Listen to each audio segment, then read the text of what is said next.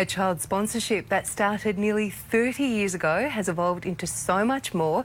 A Perth boss now employing the Kenyan man he got to know as a 3-year-old. It might sound strange to hire a virtual assistant from the other side of the world, but the pair insists it's not just their special bond that makes it work.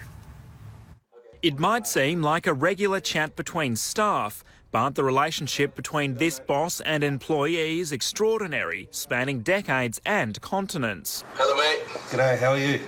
Dave Meaney and his wife began sponsoring Francis Mwanu from Kenya in 1992, when he was just 3 years old. In 2004, the family travelled to Africa to meet their sponsor child and his village. You know, we took a soccer ball, I think, and a couple of gifts in our suitcase for Francis and wished we'd stacked it filled with clothes for the whole community. The parties lost contact once Francis became an adult, before reconnecting on Facebook several years later. Then last year they met again, when Dave invited the Mwanus on a holiday to South Africa. That was the beginning of what is now Francis the employee.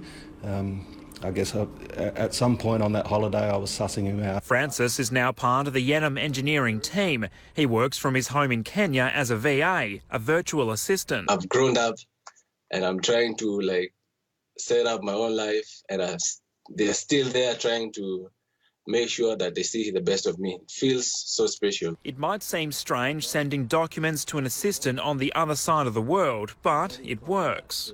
Well, it's the way everything's going. We don't find that difficult. I think certainly internet speeds are better in Nairobi than they are in West Leederville here, where NBN hasn't arrived yet. With his wage, Francis can now support his mother. He dreams of one day starting his own virtual assistant company. Like when you see someone helping you, it feels also, or you get also inspired to do the same to another person. Bo Pearson, 10 Eyewitness News.